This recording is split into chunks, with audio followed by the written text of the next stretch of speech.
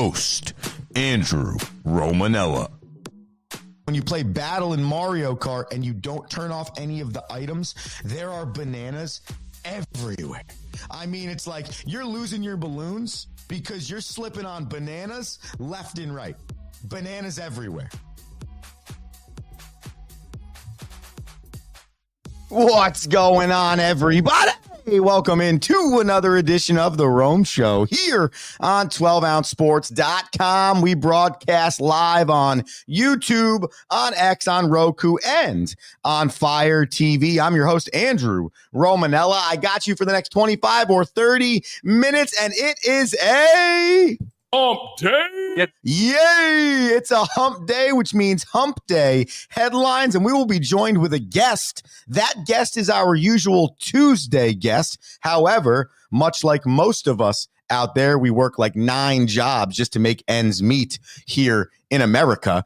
And Rocky Romanella was doing his actual full-time, put money and meal on the table job yesterday. So we shifted him to Wednesday so he could join us on a Hump Day. and we can talk all Alexander Ovechkin's 895 goals. We can talk the final 5 playoff spots remaining in the National Hockey League. Plus, there are 2 teams with a combined 18-0 record in their last 18 games. 2 separate winning streaks of 6 or more games in the National Hockey League right now. So much to talk to about Rocky. He joins us in about 5 minutes. Before we get into any of that, we remind you the social media, The Rome Show 1. That's Instagram, Facebook, X, TikTok, The Rome Show, then the number 1 or the mothership 12OZ Sports. Let's start with our first Hump Day. headline, and that's coming out of Denver, where the Denver Nuggets have fired.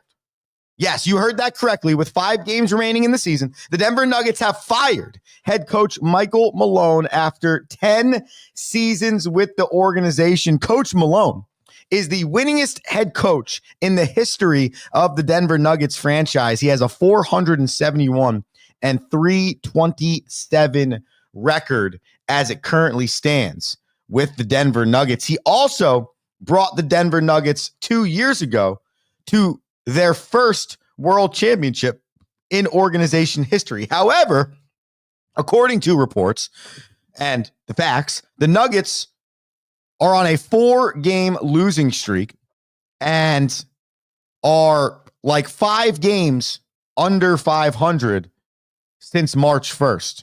And according to the owner, they are 8-11 since March 11th. Okay. And they are 4th in the West.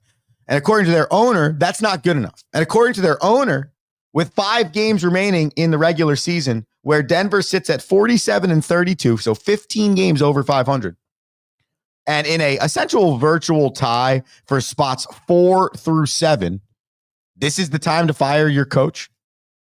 This man not only brought you a championship, which you've never had before in your franchise's history, helped you develop Nikola Jokic, who, when was drafted, was not this player right now. And on top of that, has your team 15 games over 500. So I don't understand what's going on in our sports world right now with these general managers and these athletic directors from high-level Division I schools. What do you expect out of these people?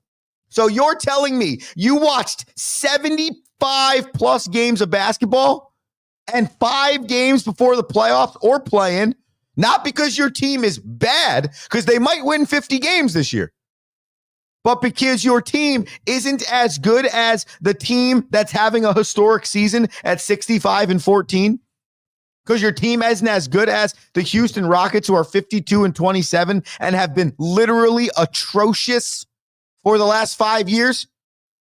That is franchise malpractice. And I bet the Denver Nuggets do not trend upwards in the next few years. I'm sure the Sacramento Kings aren't going to trend upwards, which they did this in December with Mike Brown. What is going on? Like, there are certain times when a coach deserves to be fired in the middle of the season. This is not one of them. And this is embarrassing. And this is an epidemic now in sports where this is happening a lot. A coach doesn't have, you don't have the respect to giving this guy the rest of the season. It's not like they're 27-48. He's 15 games over 500. If the season ended yesterday, when they fired him, they would host a first-round playoff contest. So to me, I think a new rule should be, and this might sound wild, whatever, but the owner should have to get it approved by the commissioner of the league. Hey, if you're going to fire a coach in the middle of the season, the owner should have to get it approved by the commissioner of the league. Or better yet, if a coach is going to coach through the halfway point of the season, the commissioner must step in and approve or disapprove the trade. So, a Hall of Fame coach, a coach that was 150 plus games, over 500 in 10 years with a franchise, a coach that brought a franchise to a world championship, is now available. And if I'm the Milwaukee Bucks, Philadelphia 76ers, or any of these teams that feels like we were like the Cavs for the last 3 years, we just needed a new coach, go get Mike Malone. Because in his 12 years in the league, he's got 510 wins. So disappointing situation to hear coming out of the NBA and Denver. Kai the goalie writes in, I liked it better when we were talking Florida Gators. Listen, Kai, what a good run for the Gators. If you missed our breakdown of Florida's national championship winning performance against Houston, with which they led for one singular minute of the game, but it was the most important minute to win, you can find it on the podcast. Wherever you get your podcast, just search The Rome Show Podcast. All right, let's bring in our favorite weekly guest, the one, the only, Rocky Romanella. Now, inside the glass, hockey with Rocky. What's going on, everyone? I'm a New York Islanders fan, still trying to figure out why I spent $1,500. Just kidding. I watched greatness happen on my home ice, and it was sweet. How we doing today on this Hump day. Rocky? Oh, we're doing great on Hump Day. A lot of That is- excitement. A lot of excitement across the NHL. There is a lot of excitement across the NHL. I want to get into Ovi before we kind of break down what's going on in the standings in the East and in the West. I played like 19 different angles of the goal the other night. And to me, my favorite part, Rocky, of watching Ovi break 895, and my favorite part about the entire thing, because it was way bigger of a ceremony than I thought. Not that I didn't think there was going to be like some hoopla. No need for it, by the way. No, I'm but they totally brought, against they won it. the Stanley Cup. Totally against it. No, They had hats. Yeah, they had hats, they had shirts. So there was ridiculous. carpet. Like, save that ceremony for before the next home game. Like, what are we doing? That's what I thought, or at least they just do it on a different day. But what I was going to say was what I thought, though, was really cool is despite whatever I didn't like, the excitement from his teammates I thought was really cool and my favorite part of the whole thing. Oh yeah. No, I mean, listen, the 895, the breaking goal was great, and it was really cool. But I thought that 894 was more emotional. Tying it, I thought was more emotional. He did it on home ice. It was the second goal of a big win. And it was more, I felt it was more emotional, like historically based than actually breaking the record. The breaking the record became more fanfare than I thought, like historically, like awesome. But yes, I mean, he breaks it on the power play in his home on the left side, and it's just a wrist shot, like, which is what he was famous for, is that snapshot and short side on his countrymen. Yeah. And I agree with your point about 894 because it's like any record. When you tie the record, I mean, listen, outside of a 99.99999 or a 0.0001% chance, Ovi was then going to get 895. So I feel like, and we've watched in our lifetime, so many players struggle to get to the line of tying the record. Not even getting, like, they tie it and all of a sudden it's like 3 homers. Okay, I have 3,003 hits now. It's like, dang, how did it happen so fast? Yeah. Well, I mean, listen, one of the last times we talked about it, we were like looking at games, like, I don't know. And then he goes on like a 3-game goalless streak. Yeah. And I had actually talked to a Caps fan. Bailey was like, I don't know if he's going to get it done. And I was like, oh, dude, he's definitely getting it. Multiple and people then felt that way. And then he scores 5 games in a row and does it in the same amount of games. Yeah. Like, he did it in the same amount of games, broke the record in the same amount of games, and really putting a bow on how really cool it was to break the record. So All right, so let me ask you this question, okay? Because this was a big question for me, and we'll talk about how far we think he gets before his career ends when we get to Rock Solid, Rock Soft. But the question I had for you is, you got 20 years of a career of Alexander Ovechkin, okay? You have the first 10 and you have the back end 10, okay?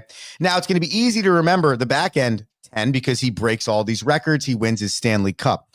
Is there something to be said about that first 10 years of his career where you're looking back going, I don't think people appreciated him enough because, one, they didn't win, and two, he was being compared so much to Sidney Crosby that I think, I said this yesterday, Rocky, I think that if he never broke the record, people would not look at him as great as he actually is, where this record gave people a real chance to realize, wait, we should have watched this guy more. He's literally been this good for 20 years. I think the first 10 years is really more indicative of like the younger generation he inspired, the way he played, because he was so different. He was so high flying, he was so electric, and and the bone crushing hits. I mean, the way he played the game early on, he was physical, he led the league in shots every year, and he was magical. I mean, some of the goals that he was scoring was next level. And I think on top of that, right, what people forget is the it wasn't really a debate, but like the way in which he celebrated after every goal. Right, like he's loud, he was big, like he screamed, he always had that big face on, like so he was celebrating big, he was laying bone crushing hits. I mean, at that point, it was electrifying. I think people loved him for it. It was only after Crosby had established himself as a cup winner early on that really aligned with that greatness where people started saying, hey, you've been in the league 10 years. Crosby's got two. I think at the time, I think Crosby had three by the time Ovechkin had zero. And so at that time, now when you hit that midpoint, it's okay, well, all right, we know he's great. We know he's a great individual player. We know he's a great power forward, but like, is he now a captain that can bring the Stanley Cup to it? And that's really what that midpoint is defined by. And now, post and his second half, you're seeing great leader. You're seeing, great captain. You're seeing the More well-roundedness. complete. That's right. And people accepting the fact that he was a great power forward and not one dimensional. It's okay that he was one dimensional because he was the best at it. And he was Um, multidimensional in that one dimension, as you just described. right. And so now you start to see, okay, well, he did adjust. He did become a leader. You see him pulling guys back onto the ice to make sure they're congratulating The Marc-Andre goalie. Fleury Yeah. in his last game, someone who he rivaled against his entire career, Caps Penguins. So I just think the first half was celebration of who he was as an individual talent. Second half celebration of who he became as like a true leader and like well-rounded hockey individual. This is why you tune into the Rome Show either on Tuesdays or Wednesdays, depending on the week for Hockey with Rocky, because you just don't get analysis like that anywhere else but the Rome Show. So this is Hockey with Rocky. That's Rocky Romanella. That was awesome because I've really been thinking a lot about that. And more so, not just Ovi, though. The Ovi situation, I said this on the show yesterday, makes me realize how much you have to appreciate greatness while it's going on in your life. Because to be honest with you, you have no idea when it's going to start happening. You have no idea when it's going to end. And sometimes you just have no idea. Like, this could be one of the best generations of hockey players right now, from the middle to late end of Crosby Ovechkin era to now where we're at now. And it's like, you can't turn around and miss this because there's so much great talent in the league. Yeah, it's amazing. I don't know if you saw it, but I saw on Instagram over the weekend. It was one of those running charts and like the last 100 years of hockey and, you know, who led the league in goals. And like, 100 years ago, it was, 200 goals, Yeah, you it's know, wild. and as you get into like the 50s, the 60s, the 70s, the 80s, the 90s, the Gretzky, it is constantly changing. The Yeah. top 10 in the league, the level of talent, the amount of players, and then it comes to Gretzky and it stops. The top 10 barely moves the needle. Yeah. right? Doesn't move the needle until Ovechkin.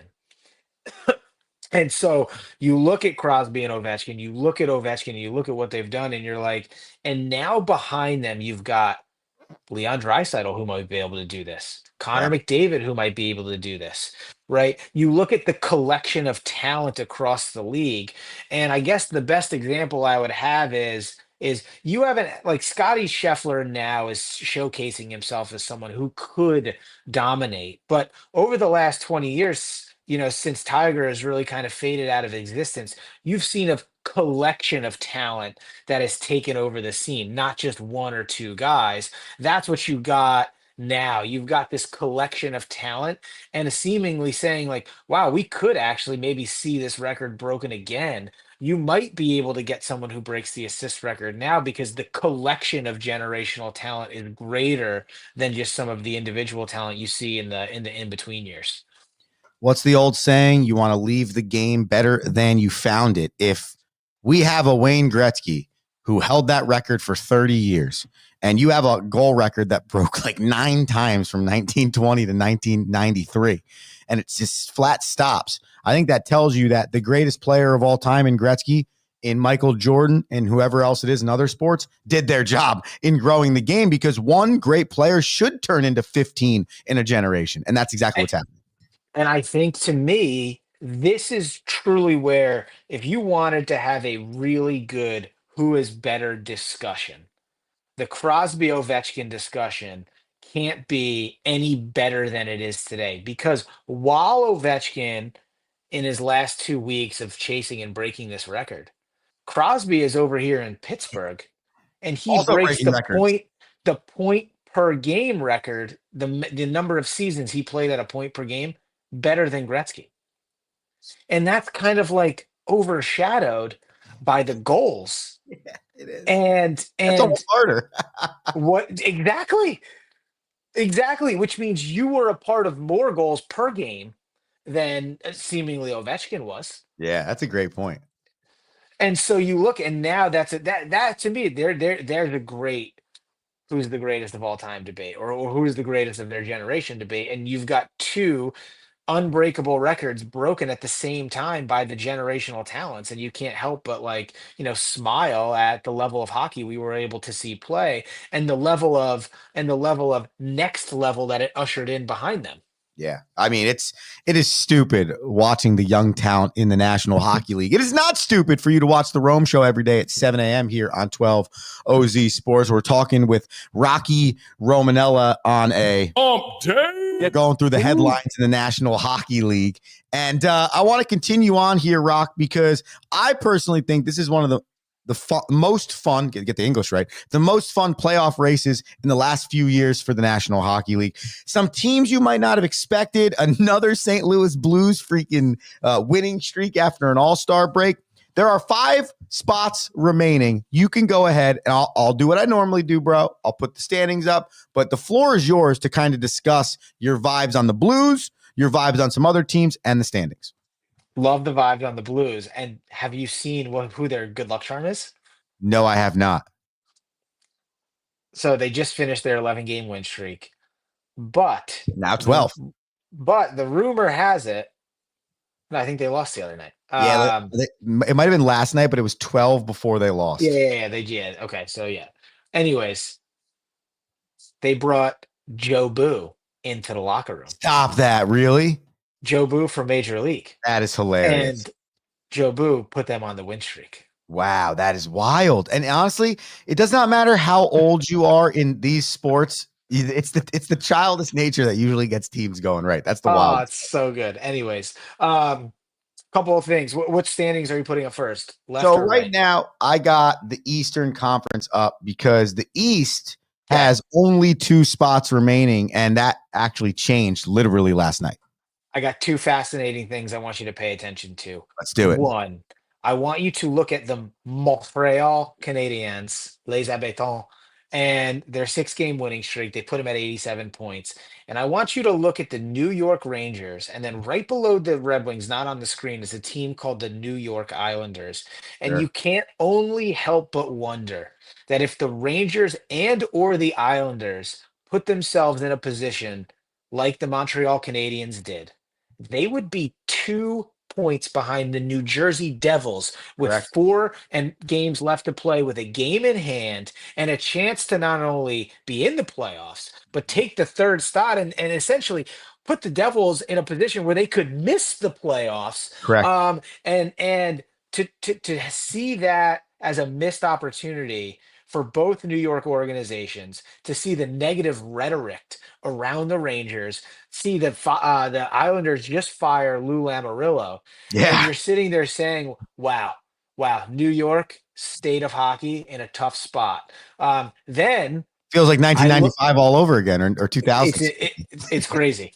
Then I look at the Ottawa Senators, who have a potential 8 points in front of them with 4 games remaining. And I Mhm. look at the Florida Panthers, who win last night, but just come off, I think it was a 6-game losing streak. Yeah, they've been under And you're 500. saying to yourself, no Matthew Tkachuk. Is he healthy for the playoffs? We went and did this crazy deal with Brad Marchand, but it seemingly hasn't helped. And now I can go from the third spot and potentially drop to the seventh. I'm either going to play Florida v. Florida, Tampa Bay, or I'm playing the Toronto Maple Leafs Yeah. or the Caps. Yeah. Now, if the Canadians then pass. So it's fascinating to see what's going to happen, in those last couple of spots there.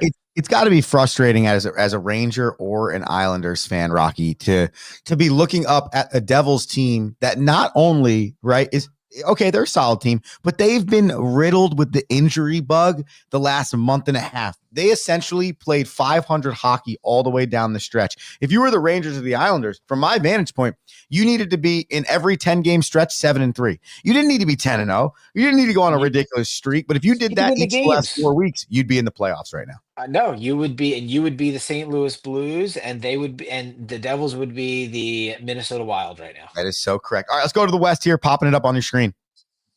So the one to pay attention here is the St. Louis Blues. Look out for the St. Louis Blues. You've got Jordan Binnington goaltending, backstopping that team, who has been there before and has been there before in this fashion. That team is playing. They've got a chip on their shoulder with something to prove, especially in a star-studded Western Conference. I think the Stanley Cup winner will be coming from the Western Conference. So bold hot take. Wow, that is a bold hot take. You know what we're going to do? We are going to run that bold hot take, Rocky, right into our rock solid, rock off. I'm going to start with, hey, are you ready for this? Yeah. I'm going to start with the St. Louis Blues, okay? Rock solid, rock soft. The St. Louis Blues take this heater they've been on and they run it to the Western Conference Finals. Rock solid, rock soft. Oh, I love it, but I'm going to be soft on it. Wow, really? I think it's Winnipeg, Edmonton, or Colorado in the Western Conference Final. Okay, well, I got to be honest with you, too. I was looking a lot at those differentials, and I just popped them back up on the screen. And that, I think, is why I also like the ability for the Blues to keep this thing going, because they are in the green. But when you look at, Rocky, you just mentioned the Jets, I think. They're the best team in the league right now, correct? They're like almost 100 points better on ice than their opponent right now. It's like ridiculous. I know, and if you look, on paper, that second round matchup will be Winnipeg, Colorado.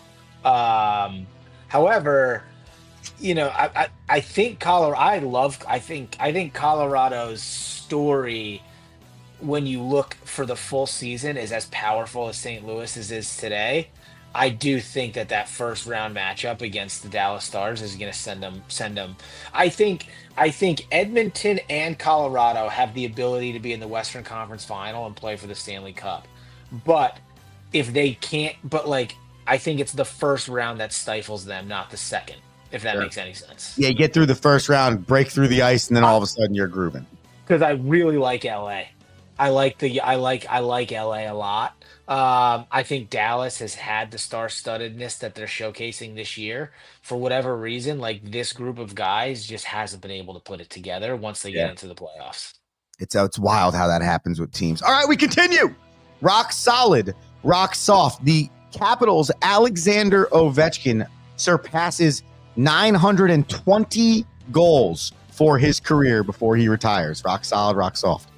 Soft. I think I've been on the he's retiring this year train all year. Oh, wow. Yeah. And that's career regular season goals for those counting at home. He has 895. That would mean he'd have to have 25 more before he retired. He's easily got to have like 100 goals and like maybe 200 in the playoffs, right? Yeah, according to the research I did, he still has less goals all time, playoffs and postseason than Wayne Gretzky. But he also has a chance to break that as well. Well, we'll see how deep they go. I got a lot of people who think they're a first round exit. Well, I mean, listen, history besides one Stanley Cup kind of tells you that that's the type of team they are. So, all right. 2 more rock solid, rock softs. By the way, if you want to get in on the rock solid, rock soft action, hit us up on the social media, the Rome Show 1. Let us know your takes. Okay, this is your last one in the National Hockey League, and then I have one for you in the NCAA. Rocky, rock solid, rock soft. The New York Rangers fire head coach Peter Laviolette. Solid. It's pretty obvious, right? Like, how do you not fire him? I think that the person who needs to be fired is James Dolan, number one. Fire Because the I owner. think, I mean, he is clearly a problem organizationally. It's up and down the organization. Look at what Jeff Gordon is doing with Montreal, and you look at who we just dismantled this year. I mean, Jeff Gordon built the core of the Rangers team that won the President's Trophy last year. So, Yeah. I mean, you know, you look at how Montreal is being built up, and then you look at what happened, and you're like, man, Tom Wilson beat up Artemi Panarin, and you know the Rangers were called soft. Next thing you know, James Dolan fires Jeff Gordon and John Davidson, and you're sitting there like, okay, but we're literally exactly where we were, maybe worse at that moment now. So I don't see how he doesn't fire both of them. Yeah, I think everyone's got to go. I think every single person's. You have to re-wipe that franchise right now because you're in insanity. A full wipe can't happen though. Well, yeah, you can't fully, but you got to get rid of the GM and you got to get rid of the coach because your core pieces you just locked up long term, and they're good enough to support you on another run. So you need to retool quickly. Because you should still be able to get back to the Eastern Conference Final in a year. I mean, 93, 92 President's Trophy winning. 93, they missed the playoffs. 94, they win the Stanley Cup. So historically, they have some history in their favor here. Yeah, it's like if you become a New York Ranger and you lose in the finals the year before, you're going to suck. But then you're going to come back and you're going to be great. All right, finally. Speaking of a final, it happened on Monday and Sunday. The NCAA tournament just ended, Rocky. And I have a question for you. Because I've been debating this NIL thing, good for athletics, not good for athletics, for a long time now. My question is simple. Rock solid or rock soft, the NCAA exists in 2031. Ooh, I mean, personally, I would love to see the NCAA dissolve. I mean, I really would. I think it has zero student athlete. It's like a falsity. It's like a front. It's a front. Yeah, like, it's a speakeasy. Like, just raise your hand and say I'm all about money, and then I would be cool if you were there. So I'm solid on that dissolving. I just don't know what would replace it. Me neither. I mean, I have my own way to replace it, but that's just a dream and a far-fetched fantasy for me. I would replace it with the National Collegiate Professional Athletics Association, NCPAA, because at the end of the day, you're trying to do the same thing, but now it's their job. So their job is essentially to go to school and to play the sport. So I just think you take a governing body and now make it a new professional league, right? Yeah, I just think that the NCAA's problem isn't even at the Division One level. I think at the Division One level, they are making decisions about where money should go. I think their biggest problem is that they suck at the Division Two and Division Three levels. I mean, I really think think about this. I play junior hockey and I can play in 60 to 80 games. I mean, at 12 years old, I can play in 80 games a year. And I get to Division Three hockey and I'm capped at 25 games a year. Yeah. Because you're telling me you're putting the student first. Right. Yet you put the student first nowhere when it comes to the money that your organization is generating for seemingly all of the other sports. It's just there's just too many new. I don't understand it. I gotta Yeah, be honest with you. that's why I think it's going to have to disband. You're going to have to make two: an NCAA for the actual students, and then an NCAA or professional league for the NIL gainers. And Well, quick here, and we're you 5 minutes over. can't. And listen, you created the transfer portal, and all you've done there is empower the Power Five to break off from the NCAA and become their own, because that would make the most sense for them.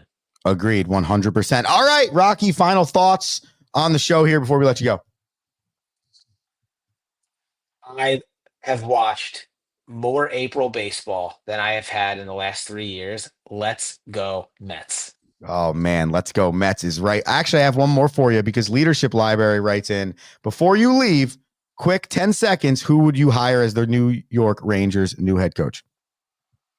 So I heard an interesting one the other day on like Mark Messier, and Chris Knobloch. I can't bring back from Edmonton now that he coaches Connor McDavid. But I don't have a coaching person in mind yet. I would want someone who's younger. Like I like Spencer Carberry in Washington. But we need someone who's younger, who is more appealing to this generation, who's both tough and like transformative. Like we can't have the old hockey guard. That's all I'll say.